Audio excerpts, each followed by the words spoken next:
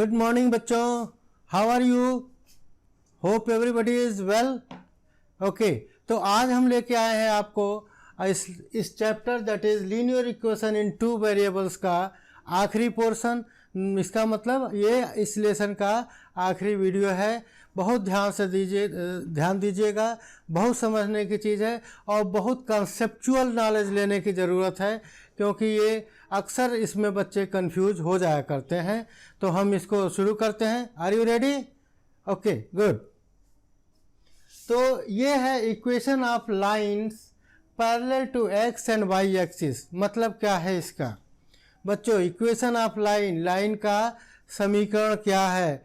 कौन सी लाइन का? जो एक्स एक्सिस या वाई एक्सिस के पैरेलल हो। ठीक है, तो कोई भी लाइन जब एक्स एक्सिस के पैरेलल होगी तो थोड़ा सा समझने की कोशिश करिए। ये लाइन है आपकी एक्स एक्सिस और इसके पैरेलल कोई भी लाइन होगी तो कैसी होगी? तो होगा बच्चों क्या कि उसमें वाई का वैल्यू केवल एक ही होगा, एक्स के चाहे जितने वैल्यू रख लें। समझ में आ रहा है? एक्स एक्सिस के अगर पैरेलल है तो एक्स की वैल्यू कुछ भी रखिए, वाई की वैल्यू सेम हो जाएगी। मतलब जिस एक्सिस के पैरेलल वो लाइन है उस एक्सिस की वैल्यू कुछ भी रखिए, दूसरे एक्सिस के वैल्यू केवल एक ही होगी, चाहे वो 1 हो, 2 हो, 1.5 हो, 3 हो, कुछ भी हो, बट वो एक ही वैल्यू होगी एक्स के। अगर एक्स के पैरेलल है तो एक्स की किसी वैल्यू के लिए वाई की वैल्यू मान लो 3 अगर मानते हैं तो एक्स 1 है तब भी 3 रहेगा, 2 है तब भी 3 रहेगा, 3 है तब भी 3 रहेगा, 4 है तब भी 4 रहेगा, -2 है तब भी 3 ही रहेगा। मतलब क्या हुआ कि ये लाइन इस लाइन के पैरेलल हो गई। ठीक है, कि इसकी कोई भी वैल्यू है, ये जो है इसकी वैल्यू सेम मिल रही है हमको, तो उसको हम क्या बोलेंगे कि एक्स एक्सिस के पैरेलल है। कैसे समझें, कैसे याद रखेंगे? तो जिस एक्सिस के पैरेलल होगा उसके अपोजिट एक्सिस की वैल्यू केवल फिक्स होगी, एक ही वैल्यू होगी, जबकि उस एक्सिस की कोई भी वैल्यू असाइन कर सकते हैं। क्लियर? ऐसे ही वाई एक्सिस के पैरेलल अगर बात करें बच्चों तो वाई एक्सिस के पैरेलल वाई की किसी भी वैल्यू के लिए एक्स की वैल्यू कोई एक ही होगा, चाहे प्लस में हो चाहे माइनस में हो। कंसेप्ट समझ में आया आपको? एक बार फिर कि जिस एक्सिस के पैरेलल अगर वो लाइन है तो उस लाइन के उस एक्सिस के कोऑर्डिनेट चाहे जो भी हो, बट उसके अपोजिट एक्सिस के कोऑर्डिनेट केवल एक ही होगा। ठीक है, ओके। और इसको समझने के लिए हम एक एग्जांपल से सेटअप करते हैं, समझने की कोशिश करते हैं। तो एग्जांपल 9 है इस चैप्टर का एग्जांपल। क्या बोल रहे हैं वो? Solve the equation 2x + 1 = x - 3। पहले तो इसको आपको सॉल्व करना है एंड रिप्रेजेंट द सॉल्यूशन। जो भी इसका सॉल्यूशन आता है, चाहे एक हो चाहे ढेर सारे हो, उनको कैसे रिप्रेजेंट करना है? तो पहला है नंबर लाइन पर रिप्रेजेंट करना है बच्चों। तो नंबर लाइन इस पैटर्न में कुछ होता है, 0 होता है, एक तरफ पॉजिटिव होता है, राइट साइड में पॉजिटिव नंबर्स होते हैं, लेफ्ट साइड में नेगेटिव नंबर होते हैं। आपको अच्छी तरह से याद होगा, ये तो पिछले क्लासेज में भी पढ़ाया गया था, या जब हम आपको रियल नंबर पढ़ा रहे थे तो उस समय भी हमने पढ़ाया था आपको। ठीक है, तो ये चीज़ हुआ कि ये हो गए नंबर लाइन। दूसरा क्या हुआ? कार्टेशियन प्लेन पे भी शो करना है। तो कार्टेशियन प्लेन हमने क्या बोला था कि एक नंबर लाइन ऐसे है, दूसरी एक सेम टाइप की नंबर लाइन लीजिए और उसके 0 से इसके 0 को मैच करते हुए इसको एंटी क्लॉकवाइज घुमा दीजिए। तो एंटी क्लॉकवाइज घुमा देंगे तो ये प्लस वाला पोर्शन ऊपर चला जाएगा और माइनस वाला पोर्शन जब नीचे आएगा तो ये इस टाइप का बन जाएगा, और उसको हमने नाम क्या दिया था? Y axis. और जिस प्लेन में, जैसे ये बोर्ड है, ये प्लेन है, तो इस प्लेन में ये दोनों एक्सिसेस हैं, तो इसी प्लेन को तो हम कार्टेशियन प्लेन कहते थे। याद है आपको? हमने शुरू में ही बताया था आपको। ठीक है, तो ये प्लेन जो वाइट बोर्ड है आपका वो प्लेन हुआ अगर, तो इस प्लेन को कार्टेशियन प्लेन कहेंगे, जहाँ पे दो नंबर लाइन है, एक दूसरे के परपेंडिकुलर है और दोनों का 0 जो है कोइंसाइड करता है, और उसको जो है एक्स एक्सिस के एक लाइन है, दूसरी लाइन भी इसी एक्सिस के साथ लिए हैं, तो इसको एंटी क्लॉकवाइज में हमने घुमाया है ताकि ये प्लस वाला पोर्शन ऊपर चला जाए, माइनस वाला पोर्शन नीचे आ जाए। ठीक है, तो this has become Cartesian plane. तो हमको इसको सोल्यूशन को पहले सॉल्व करना है, उसके बाद उसको पहले नंबर लाइन पे शो करना है, फिर उसी को इस प्लेन में शो कर देना है। बहुत ईजी है, देखते हैं कैसे करते हैं। आइए तो यहाँ पे पहला क्या करेंगे, सॉल्यूशन। सॉल्यूशन में क्या करेंगे बच्चों, ये दिया हुआ है आपका 2x + 1 = x - 3, ये है, यहाँ पे हम लिख देते हैं, ये क्या है हमारे लिए गिवन है। Very good. तो अगला क्या होगा, दैट एम्प्लाइज करके हम लिख सकते हैं, क्या लिखेंगे, 2x तो यहाँ रहेगा ही, ये वाला x इधर आएगा तो क्या हो जाएगा बच्चों, -x हो जाएगा क्योंकि यहाँ +x है। ओके, यहाँ पे -3 इधर है, यहाँ से 1 उधर ले जाएंगे तो ये क्या हो जाएगा बच्चों, -1 ये भी हो जाएगा क्योंकि ये प्लस है, ये भी उधर जाएगा तो चिन्ह को परिवर्तित कर देते हैं, चिन्हों का मान बदल देते हैं। ठीक है बच्चों। ओके ओके, तो अब क्या हो गया, 2x में से x घटाएंगे तो कितना बचेगा बच्चों, x बचेगा। ओके, और -3 और -1 करेंगे तो कितना हो जाएगा, -4 हो जाएगा। ठीक है, तो ये तो हो गया आपका सॉल्यूशन। ठीक है, तो पहला पार्ट तो हो गया, और सॉल्यूशन चूँकि एक ही आया है तो एक ही सॉल्यूशन लेंगे। अब इस सॉल्यूशन में पहला पार्ट को आगे करते हैं, नंबर लाइन पे रिप्रेजेंट करना है। तो बच्चों नंबर लाइन पे x की वैल्यू क्या है, -4 रिप्रेजेंट करना है। ये आपका x प्लेन है, इसको लिख भी दें, अगर ये x हो गया और ये क्या हो जाएगा बच्चों, x' हो जाएगा।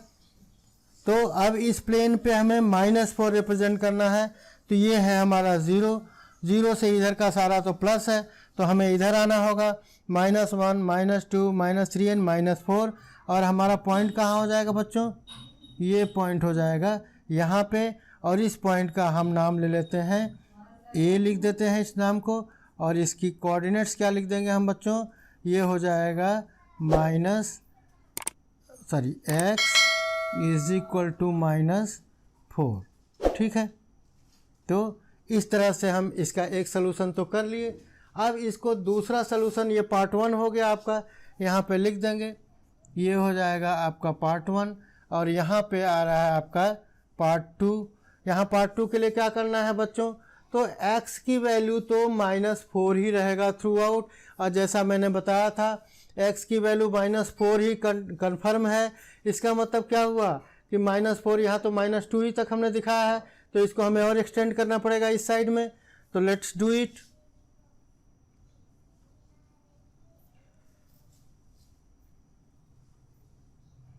यहाँ हो जाएगा -3 और यहाँ हो जाएगा -4, और ये हो जाएगा आपका x बार। ठीक है, और ये सलूशन की कौन सा है, ये सलूशन है सेकंड पोर्शन का। ठीक है, तो अब हमें दिखाना है, यहाँ सेकंड पोर्शन मत लीजिए क्योंकि क्वेश्चन के अंदर हो जाएगा, यहाँ लीजिए सेकंड पोर्शन। ठीक है, तो ये क्या होगा बच्चों, आप ध्यान दीजिए कि -4 y की कोई भी वैल्यू हम लिखेंगे तो x की वैल्यू हमें -4 ही होनी चाहिए। तो इसका मतलब क्या हुआ कि ये y एक्सिस के पैरेलल हो जाएगी लाइन। ठीक है, y एक्सिस के पैरेलल लाइन हो जाएगी बच्चों, और इसका इक्वेशन कैसे लिखेंगे, इट विल बी -4। मतलब क्या हुआ कि y की कोई भी वैल्यू असाइन करेंगे, चाहे 1 करें, 2 करें, 3 करें, -1 -2 करें, ये x की वैल्यू हमेशा -4 रहेगी। तो ये हो गया आपका इसका सलूशन। आर यू सेटिस्फाइड, कोई डाउट तो नहीं है?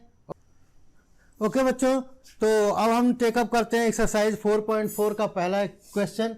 और पहला क्वेश्चन क्या है कि give geometric representation of y = 3 as an equation. Number 1 क्या है बच्चों, दैट इज इन 1 वेरिएबल, और नंबर 2 क्या है, इन 2 वेरिएबल। तो नंबर 1 जो है 1 वेरिएबल में है, तो 1 वेरिएबल में सॉल्यूशन लिखेंगे अगर, तो ये क्या हो जाएगा कि y = 3। तो y = 3 को 1 वेरिएबल में, तो y का 0 यहाँ है, 1 2 3 यहाँ है, तो इसके y एक्सिस के ये ऐसे लाइन ड्रा हो जाएगी। नहीं, लाइन तो ड्रा ही नहीं करनी पड़ेगी इसमें आपको ये लिखना होगा कि दिस इज़ द पॉइंट। ठीक है, और इसको हम इक्वेशन क्या देंगे, y = 3। ठीक, तो ये पॉइंट हो जाएगा जिसको हम नंबर लाइन पे रिप्रेजेंट कर सकेंगे 1 वेरिएबल के टर्म में, और ये हो जाएगा क्वेश्चन 1। और क्वेश्चन 2 जब हम करेंगे तो इन 2 वेरिएबल्स लिखना है। तो यहाँ कैसे लिखेंगे बच्चों, हमको याद होगा पिछले एक्सरसाइज में हमने कराया था कि x के साथ कोई कोऑर्डिनेट नहीं है, x का कोऑर्डिनेट नहीं है, x का कोई टर्म नहीं है, तो इसमें 0 से मल्टीप्लाई कर देंगे, प्लस 1 इंटू वाई कर देंगे इज इक्वल टू 3 लिख लेंगे। इसको दूसरे टर्म में लिखना है तो क्या कर सकते हैं, ये इक्वेशन हो गया। तो x की वैल्यू, अब इसको हमें प्लॉट करना है बच्चों। तो आप क्या करेंगे, यहाँ पे पहले तो y की वैल्यू जब भी होगी हमेशा 3 ही रहेगी। x की वैल्यू कोई भी असाइन करें, तो यहाँ पे हम प्लॉट कर लेते हैं। यहाँ 1 हो गया मान लीजिए, यहाँ 2, यहाँ 3, ठीक है। तो y की वैल्यू हमेशा 3 रहनी है। तो ये लाइन क्या हो जाएगी बच्चों, ये लाइन हो जाएगी पैरेलल टू x एक्सिस, ठीक है। x की वैल्यू 1 रखें, 2 रखें, 3 रखें, -1 रखें, -2 रखें, तो ये क्या हो जाएगा, ये सारे पॉइंट हो जाएंगे। ये हो गया, यहाँ ये हो गया, यहाँ ये हो गया, 2 पे हो गया, 3 पे हो गया एंड सो ऑन, ठीक है। तो इस तरह से हम क्या देख रहे हैं कि ये इसको रिप्रेजेंट करना है, तो हमें क्या करना होगा कि ये x एक्सिस के पैरेलल होगा। हमने आपको बताया था कि जब y की वैल्यू एक ही है, कांस्टेंट है, इसका मतलब x एक्सिस का कोई भी वैल्यू असाइन कर सकते हैं। और इसके लिए हम जो ग्राफ बनाएंगे वो कुछ इस तरह का होगा, ठीक है बच्चों। तो ये सोल्यूशन हुआ आपका क्वेश्चन 1 का। और ऐसे ही आप क्वेश्चन 2 का भी करेंगे, लेकिन इसको भी हम करके दिखा देते हैं। और इस तरह से ये लास्ट क्वेश्चन है आपके इस एक्सरसाइज का। ये इस एक्सरसाइज का दूसरा क्वेश्चन टेकअप करते हैं and that is last question of this, ठीक है बच्चों। तो अब हम आते हैं दूसरे क्वेश्चन पे। क्वेश्चन नंबर ये है आपका 2 ऑफ एक्सरसाइज 4.4। इसमें क्या लिखा है, give geometric representation of 2x + 9 = 0 as an equation in 1 variable and in 2 variable. तो लाइक फर्स्ट क्वेश्चन, जैसे हमने पहला क्वेश्चन किया था वैसे ही दूसरा क्वेश्चन करेंगे। पहला पार्ट में इन 1 वेरिएबल क्या हो जाएगा हमारा, 2x + 9 = 0, that implies 2x = -9, again that implies लिखेंगे x = क्या हो जाएगा बच्चों, -9/2 and that will be equal to -4.5, ठीक है। तो ये हो गया x की वैल्यू, ठीक है। x की वैल्यू -4.5 है, तो इसका मतलब क्या हुआ कि ये लाइन जो है y एक्सिस के पैरेलल होगी। और इसको अगर इसको 1 वेरिएबल पे दिखाना है तो हम क्या करेंगे कि ये x की वैल्यू कहाँ रखेंगे, -4.5 पे। 4 ये है, यहाँ हो जाएगा -4.5 और इसको लिखेंगे x = -4.5, मतलब 4 और 5 के बीच में रहेगा ये, और ये x एक्सिस पे ही रहेगा, ठीक है बच्चों। तो यहाँ तक तो 1 वेरिएबल तक तो क्लियर हो गया। अब 2 वेरिएबल की अगर बात करें दूसरे पार्ट के लिए, तो हम क्या लिखेंगे, यहाँ हो जाएगा x + 0.y = -4.5, ठीक है बच्चों। ऐसे हम लिख सकते हैं इसको, क्योंकि y का कोई टर्म नहीं है तो यहाँ 0 × y कर देंगे। यहाँ x में 1 से मल्टीप्लाइड है, यहाँ कांस्टेंट टर्म हो गया 4.5 का। अब इसको जो हमें रिप्रेजेंट करना है तो हम कैसे करेंगे, तो हम क्या करेंगे कि x की वैल्यू तो वही रहेगी, y की वैल्यू चाहे जो असाइन कर लें, ठीक है। तो y की वैल्यू जो असाइन करने का मतलब क्या हुआ कि y लाइन के पैरेलल ये लाइन बन जाएगी। और ये कहाँ बनेगी बच्चों, तो ये बनेगी 4 और 5 के बीच में ये हो जाएगा, ठीक है। तो इसको यहाँ 4 और 5 के बीच में कर लेंगे। और इस लाइन का कोऑर्डिनेट्स क्या लिखेंगे बच्चों कि x = -4.5, ठीक है। ये कोऑर्डिनेट हो जाएगा। इसकी वैल्यू अगर 1 रखेंगे तब भी -4.5 है, -1 रखेंगे तब भी 4.5 है। जैसे मान लीजिए इन दोनों का कोऑर्डिनेट अगर हमें लिखना है तो ये पॉइंट हो जाएगा A और ए का कोऑर्डिनेट क्या हो जाएगा बच्चों, तो ये हो जाएगा -4.5, 1। ठीक, यहाँ बी का कोऑर्डिनेट ऐसे लिखना है तो क्या लिखेंगे, -4.5, -1। ठीक है, तो ये इस तरह से हम प्लॉट कर सकते हैं और ये हमारा सॉल्यूशन हो जाएगा। तो इस तरह से ये सारा हमारा ये जो आपका लास्ट एक्सरसाइज था दैट इज़ 4.4, इसका सारा सॉल्यूशन हमने आपको करके दिखा दिया।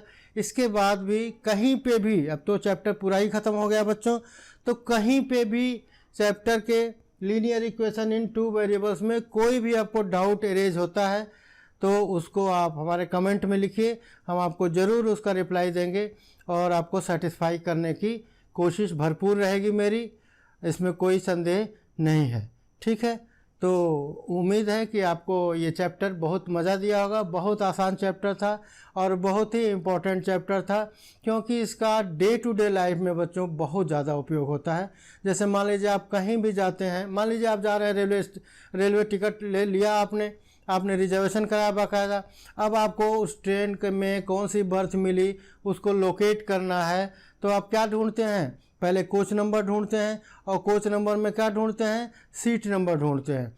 तो ये हो गया आपका कि एक कोऑर्डिनेट आपका कोच नंबर में हो गया, दूसरा कोऑर्डिनेट सीट नंबर टाइप हो गया। ऐसे ही आप सिनेमा हॉल में जाते हैं, सिनेमा का टिकट लेते हैं, उस पर लिखा रहता है A6 या B10, तो क्या मतलब होता है उसका, लिखा है मान लीजिए सिनेमा हॉल का टिकट लिया, वहाँ पे लिखा है A6 या लिखा है D5 या B10, तो इसका मतलब क्या हुआ है कि जो रो है वो आपका ए है।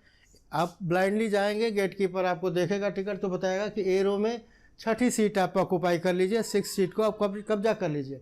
वैसे ही डी रो में जाइए 5वीं सीट ले लीजिए, बी रो में जाइए 10वीं सीट ले लीजिए। तो इस तरह से अपने डे टू डे लाइफ में भी इसका बहुत उपयोग होता है। कोई भी आपको पूछ देता है, अभी आप ज्योग्राफी में जा रहे हैं, ज्योग्राफी में बात कर रहे हैं, पूछ दिया कोई को कि आपका वाराणसी सिटी का कोऑर्डिनेट्स क्या है, तो उसमें क्या करते हैं, लैटिट्यूड और लॉन्गिट्यूड यही तो लिखते हैं। तो और क्या है, कुछ नहीं, वो एक्स एक्सिस और वाई एक्सिस ही है, उसको ही हम लैटिट्यूड और लॉन्गिट्यूड का टर्म दे देते हैं। तो इस तरह से आपके डे टू डे लाइफ में भी इस ज्योमेट्री का, कोऑर्डिनेट ज्योमेट्री का बहुत ज़्यादा उपयोग है और आप उसको जब समझेंगे, देखेंगे तो आप महसूस करेंगे कि ये तो हमारे जीवन के लिए बहुत ही वाइटल पार्ट है। तो इसको ध्यान से समझिए। अगर कोई पोर्शन समझ में नहीं आता है तो पहला प्रयास तो ये करिए कि उसको वीडियो को रिवाइंड करके फिर से देख लीजिए, और उसके बाद भी नहीं समझ में आता है तो you can put it in comment box and definitely you will get the sure short reply. Thank you, bye bye, see you.